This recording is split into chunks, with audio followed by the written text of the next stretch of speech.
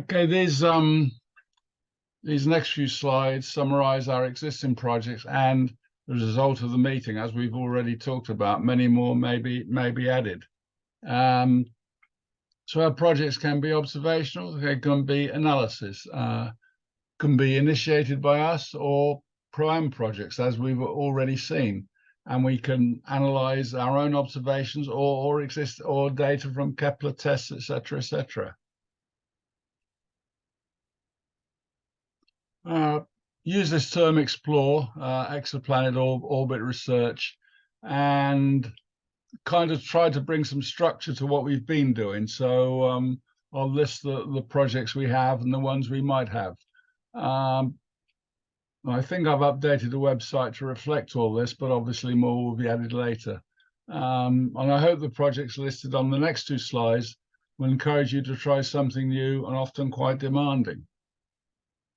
Right, each project is given the title Exploit, Exoplanet Objects of Interest, followed by a number as shown here. Now, quite a few of these exist, and I've just kind of got them together in some sort of structure. So we have the Exoclock project, which was what we kicked off, the Plato project to come, as Don has mentioned, the Micro Observatory Robotic Network, if you haven't got your own kit. And yeah, you get some decent results, but you also get some rubbish, I'm afraid, from it. And what we've been talking about today, the transit time and duration depth variations for various reasons, orbital decay, additional planets, stellar variability, maybe exomoons. Ones maybe we can kick off. And another list, phase curves we talked about, detecting secondary transits or detecting the actual phase curve itself, getting some understanding from the phase curve itself. There are Zooniverse citizen science projects, Planet Hunters tests, and there was a microlensing search for exoplanets, which we ran for a while, but didn't get enough interest from members to keep that going. And another one which we are considering is searching for exoplanets in variable star data. So there's quite a lot to be going on with and a lot to consider, and there's several possibilities, several interesting new projects come up today. This is a simplistic outline of where we'd like to be in the not too distant future, drawing conclusions from the data we gather from our own observations and or online databases. So for any given project, provide analysis software packages, that's the yellow line, make observations and interrogate databases, that's the green line, and draw and publish our conclusions, which is very important to let the rest of the world know what we've done. It may help a lot of other people down the road of projects of their own. And of course, as we make the observations, analyze the data, and draw the conclusions, we may need to feed back into the projects and feed back into the software. I'll be very keen to get a library of freely available software so that we can do our own analysis, and maybe call on the BAA computing section to help us with that.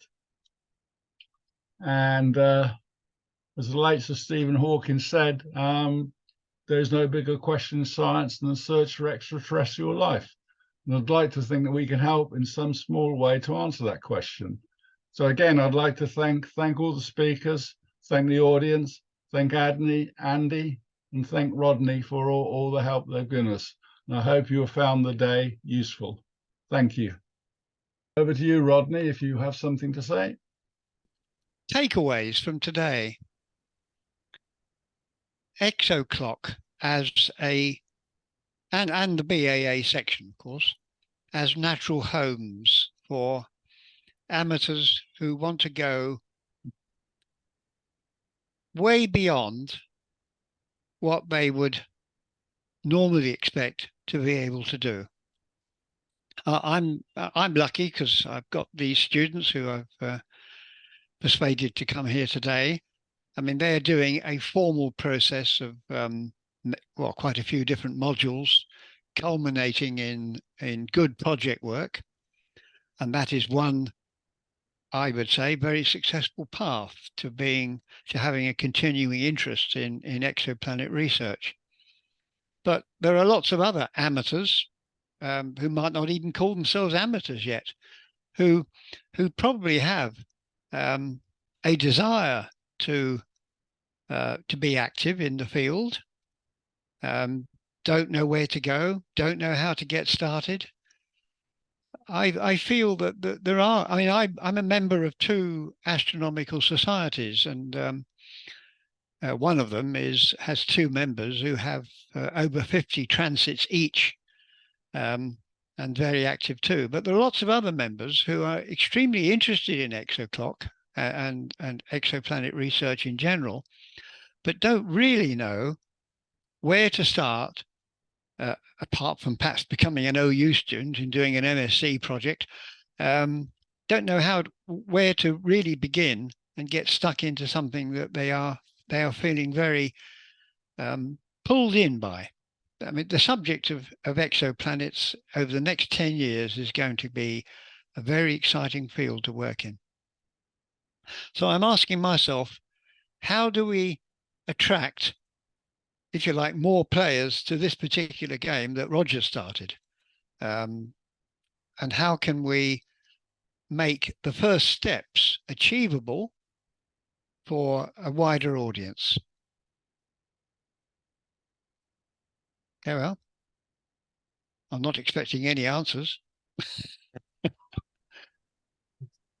But I sense it's an opportunity.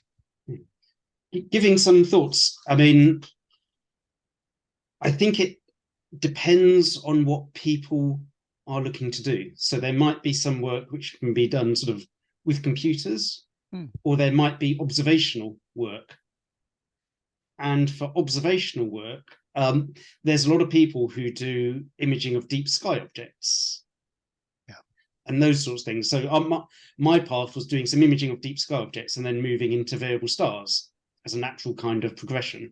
So there might be some similar things where people have the equipment which is good enough to do deep sky objects, who can then move into doing exoplanets timings. Yes, good example. And most astronomical societies have those people who stack lots of images of hard to image objects and get very good results. And perhaps they could apply their skills to observational exoclock work as well. And there are also remote observatories which can be used, so people don't have to have their own expensive equipment to do this. Yeah, I think we're talking about 2 different kinds of people, aren't we? There are those who are already fairly au fait with observing, as you mentioned, maybe variable stars, deep sky, etc., and we'd like to poach them and move them across to exoplanets. And there'll be those who really just want to get started, either observing or computing or something like that. So two audiences to aim at, I think.